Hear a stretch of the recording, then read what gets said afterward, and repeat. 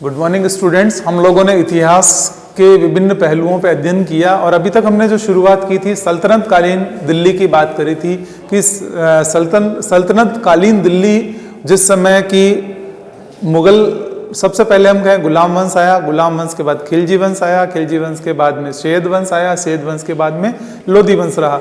तो ये जो एक समय पीरियड था सल्तनत कालीन, इस समय में कुछ प्रशासनिक जो इनका शासन था वो किस प्रकार का था, क्या क्या चीजें इन्होंने इंक्लूड करी, किन किन पहलुओं को इंक्लूड किया, उन्हीं सब बिंदुओं पे हम लोग प्रकाश डालने की कोशिश करेंगे।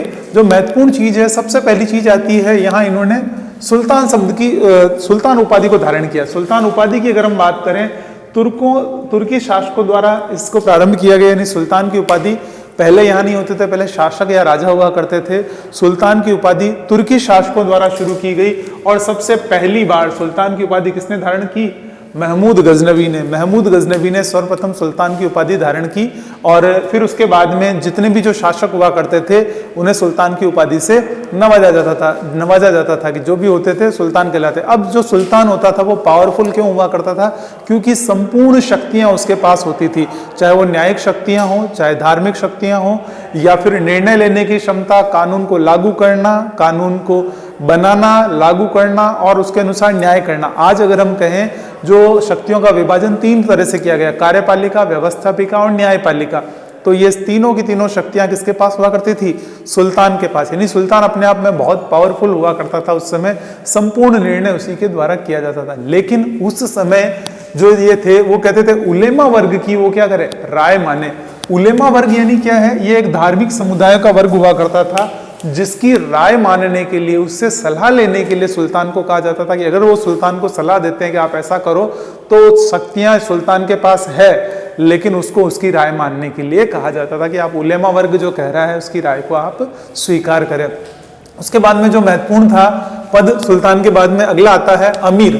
अमीर क्या था? सुल्तान की शक्ति पर प्रभाव डालता था। ये भी एक वर्ग था, अमीर वर्ग हुआ करते थे जो सुल्तान की शक्ति पर प्रभाव डालते थे। इससे मुख्य रूप से दो वर्गों में बांटा गया, एक तुर्क और दूसरा गैर तुर्क। यानी एक तुर्क जो कि तुर्कों से संबंधित थे और दूसरे गैर तुर्क जो तुर्क समुदाय से संबंधित नहीं थे। तो दो प्रकार के ये वर्ग बताए गए हैं। फिर अगर हम बात करें तो इस समय ये जो दो तरह के अमीर थे, और इसी समय में जब इल्तुतमिश का शासन था, इल्तुतमिश के शासन के समय इन्होंने 40 अमीरों का एक समूह बनाया। जो अमीर वो वर्ग हुआ करते थे उनका एक समूह बनाया गया। इस समूह को किस नाम से जाना जाता था? चहलगामी के नाम से कहलाता था, यानी चालीसा, यानी तुर्क चालीसा या कहें चहलगामी समूह। तो इल्तुतमिश के समय 40 अमीरों का एक समूह था। कंपटीशन एग्जाम में बहुत बार ये प्रश्न पूछा गया कि 40 वर्गों के समूह को किस नाम से जाना जाता था? तो चहलगामी के नाम से वो जाना जाता था। किसके शासनकाल में था? इल्तुतमिश के शासनकाल में ये रहा। इसके बाद में जो आती है महत्वपूर्ण केंद्रीय शासन संस्था। केंद्रीय शासन संस्था जिसके अंतर्गत मुख्य रूप से क्या किया जाता है? मजलिस ए खलवत, मंत्री परिषद, मजलिस ए खलवत। ये शब्दों को थोड़ा ध्यान रखना आपको। क्या है मजलिस ए खलवत? मजलिस ए खलवत, मजलिस ए खलवत क्या चीज है? मंत्री परिषद। जैसे वर्तमान समय में मंत्री परिषद हुआ करती है जिसमें विभिन्न समूह के जो मंत्री साथ में रहते हैं, उसे उस समय मजलिस ए खलवत कहा जाता था। और इसके अंतर्गत मुख्य रूप से 4 पिलर, 4 आधार स्तंभ बताए गए हैं। ये जो 4 पिलर है वो कौन कौन से हैं? पहला वजीर, दूसरा आरिजे मुमालिक, तीसरा दीवाने इंशा और चौथा दीवाने सिलावत। यानी वजीर, आजिरे मुमालिक, दीवाने इंशा और दीवाने सिलावत। ये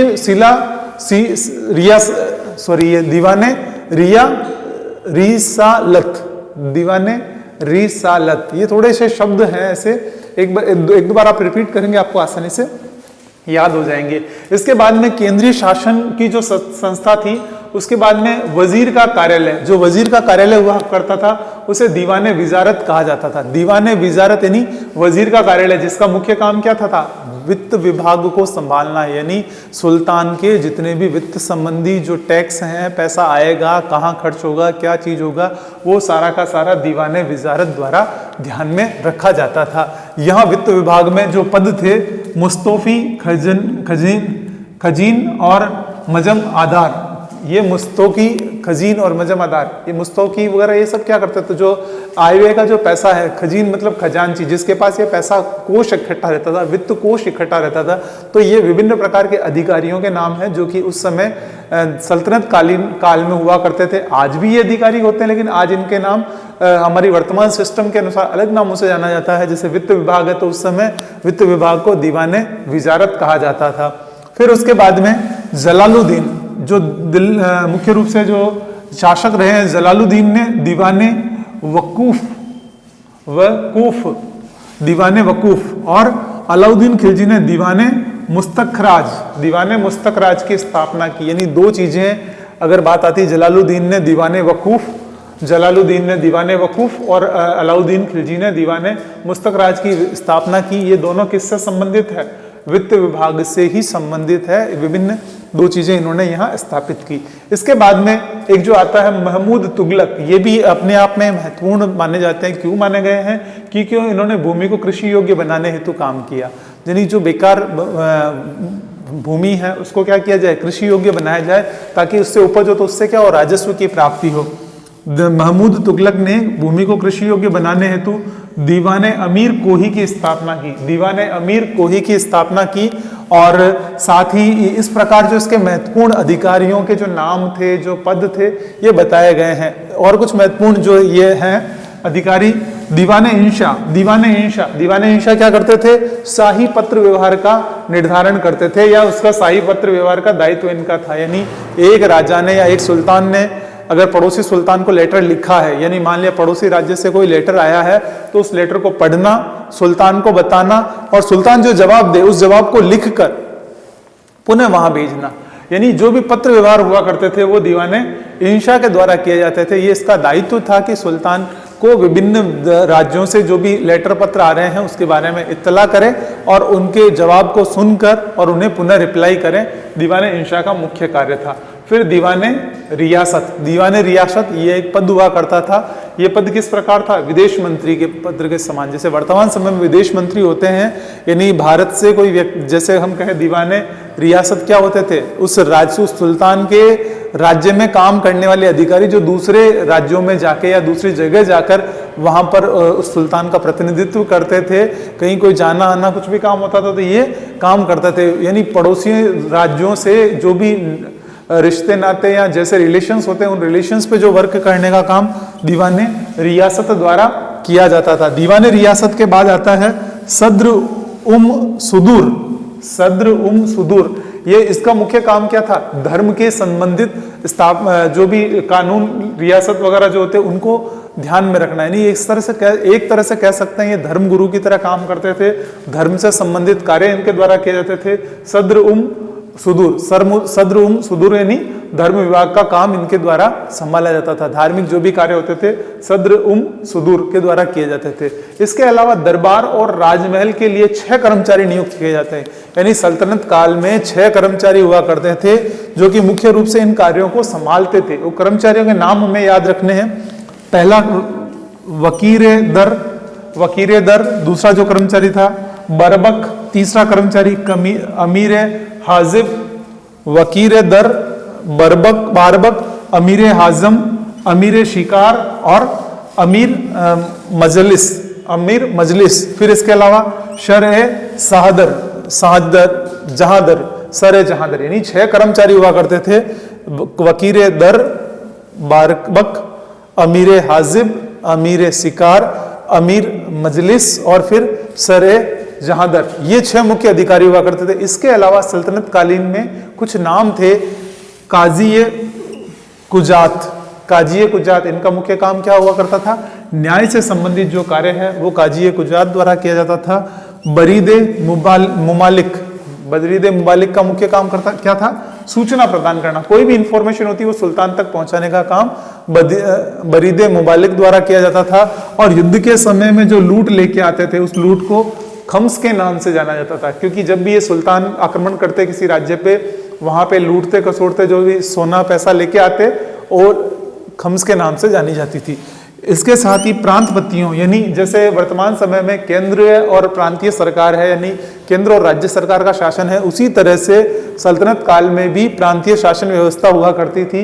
यानी सुल्तान क्या करते थे, विभिन्न प्रांत बनाकर वहां प्रांतपतियों को भेज देता था। प्रांतपतियों को वली या नाजिम के नाम से जाना जाता था। प्रांत यानी किसी क्षेत्र विशेष के एरिया में सुल्तान के द्वारा इनकी नियुक्ति होती थी, वो जाके वहां काम करते और सुल्तान के निर्देशों के अनुरूप वहां कार्य करते थे, तो वो प्रांतपति वली या नजीम कहलाते थे और इनकी नियुक्ति पूर्ण रूपेण सुल्तान पर निर्भर करती थी। तो अभी जो हमने अध्ययन किया सल्तनत कालीन प्रशासन व्यवस्था, जिसमें हमने सबसे पहली चीज बड़ी पोस्ट होती थी सुल्तान, जो कि मुख्य रूप से तुर्कों के शासन से प्रारंभ हुआ। सबसे पहला सुल्तान महमूद गजनवी था।